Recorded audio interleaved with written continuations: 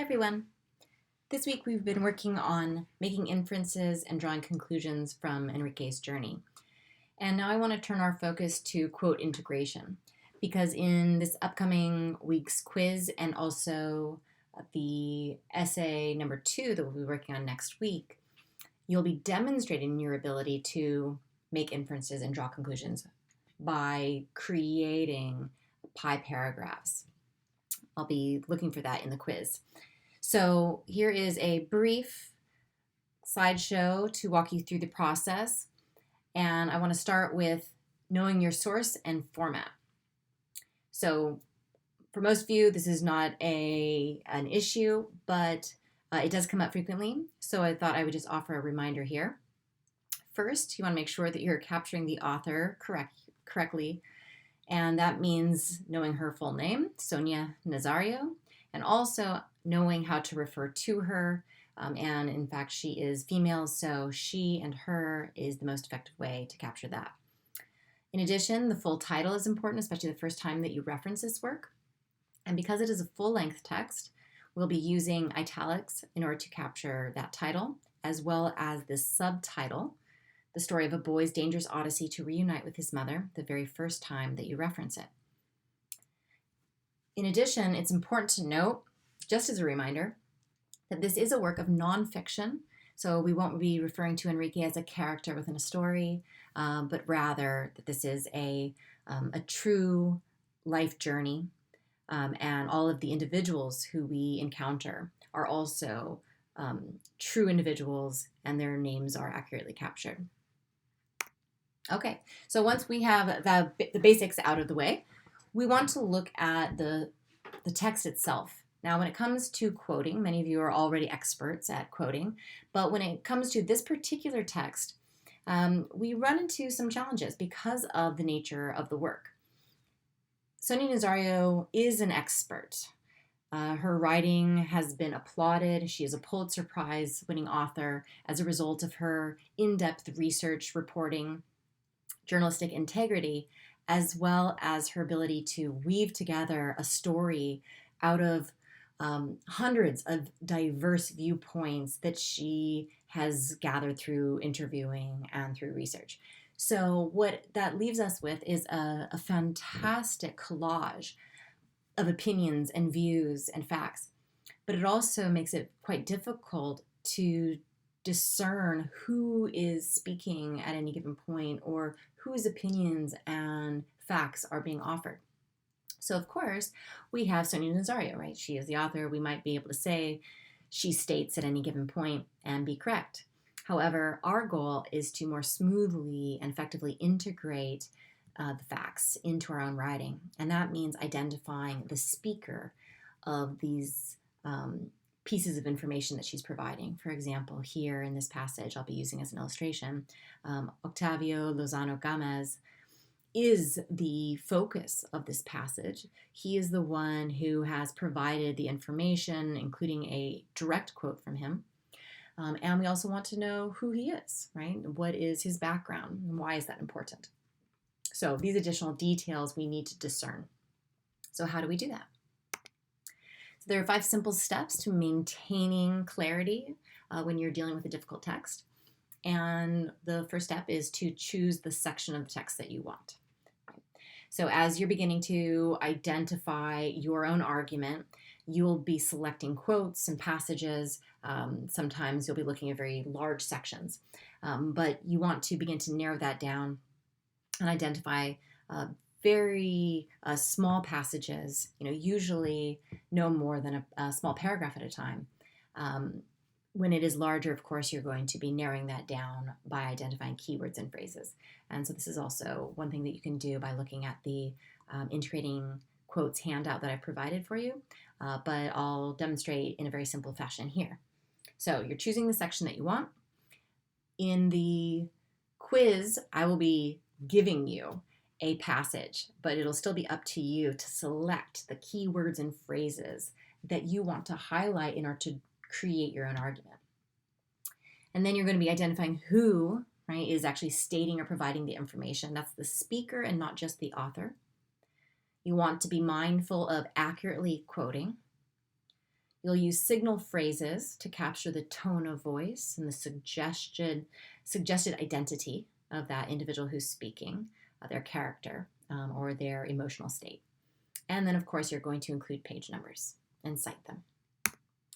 So here are steps 1 through 5 illustrated for you. I've taken that same passage that we began with, and I've walked through these steps. So first, I've identified not only the passage that I want, but the smaller pieces of this passage and sections, and I've underlined them here. I've decided that these are the most important elements from which I have drawn my conclusions or that I have made inferences from. Then I want to identify who is actually speaking, and in this case we have Lozano here. And I want to also make sure I note what his background is, his ethos, his credibility, what his position is, right, in order to let my readers know. Of course, I want to be mindful of what is being said at every time. I'm going to go back and make sure that I'm quoting it accurately. And then I want to begin to consider the tone of voice in which that he is speaking in, and how also Nazario is capturing it. So acknowledges and doubts are 2 signal phrases that I want to keep in mind. And then, of course, where. I know this is coming from our text, and here is my page number. So once I have those pieces, I'm going to be integrating the section. And I have to be mindful of giving context and not just jumping right into the passage. And again, your handout gives you some suggestions on how to do this. And then I want to show the speaker and the source in my own words. One police chief, Octavio Lozano Gomez, for example, I've given credit to his background here, but I've shortened it for my purposes. I've introduced it according to a common, the theme of corruption, right, as a larger pattern that I'm seeing. And then I have kind of jumping a step here. I'm showing how he says it. So I've chosen words like admits, ignores, choosing to believe that. I've heightened what I see as the miscarriage of justice in his actions. So that's part of how I drew, right, conclusions from the passage and from Nazario's writing. And so I can impose that within my recrafting or my integration of the section of my own argument. And of course, I'm going to quote the important sections clearly and accurately. And that means also paying attention to when it is Nazario's words. This is the outside quote. And here's the inside quote, which is the direct statement that Gomez makes. So this is a quote within a quote. And that strategy is shown in your integrating quotes handout. And I'm also going to integrate it, giving myself room to interject and to offer additional kind of views and even showing my inferences that I may be drawing in regards to each of these smaller sections of the passage. And then I am finishing out, being careful and mindful of punctuation, and of course, citing my source. If it's necessary, I might include Nazario for clarity, or if I switch between different texts, right? If I want to use an outside source like the UDHR, for example.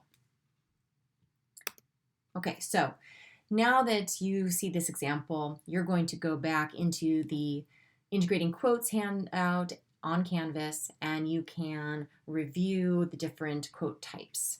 Right? Think about how you might use them, when they're necessary to use, and also to vary the strategies that you're integrating into your writing so that you can show a more eloquent style and vary the patterns within your work.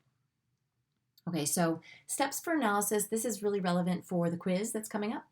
As I said, you're going to be given some passages, but you will still be able to choose the various sections or elements that you're identifying. So you'll be taking the passage that has been selected for you, and then you'll be asking a direct question of the text. Right? This is what we're doing with the questions, stems, and circles. For example, what are the ways that hope is represented here? Positive, negative. Note that I want to keep my question broader, or at least I don't want to impose one position because I want to be able to really draw out those inferences. I want to make meaning from the text. I don't want to impose meaning on it right away.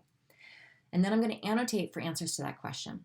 Again, I want to be open to the other themes that are there. I want to allow myself to really let the text speak. So I'm going to annotate looking for details. I'm going to put some notes in the margins, for example, in my own book. I'm going to question why they're important. I'm going to begin to consider the larger pattern they reveal. I'll ask myself how this passage might relate to other areas of the text, right? What is the larger theme that's there?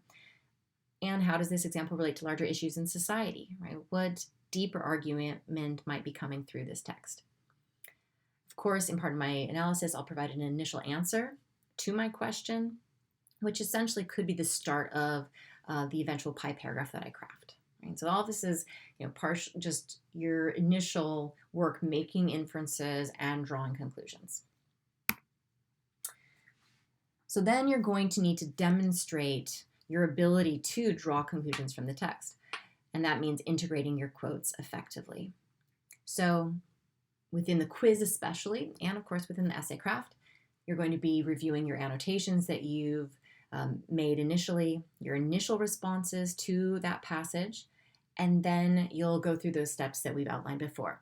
Underlining the sections of the passage you want to quote, being mindful of who is saying it, being careful to capture the quote exactly, thinking about the tone of voice, and noting the page numbers.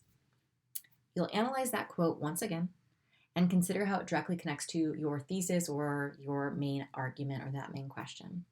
You'll create a mini pie and integrate your chosen section using the best strategy. Right? And that's up to you to decide. You may have your integrating quotes handout during the quiz. Punctuate and cite your work correctly as a later reference to the text using MLA format. So again, all of these strategies you've been practicing, this is just another way to demonstrate your ability to use the text to draw out information and conclusions from the text. So that's what the quiz will focus on. That's it. So if you have any questions, let me know. And in the meantime, use the discussion forums to practice. And you can also use the handout as a practice as well.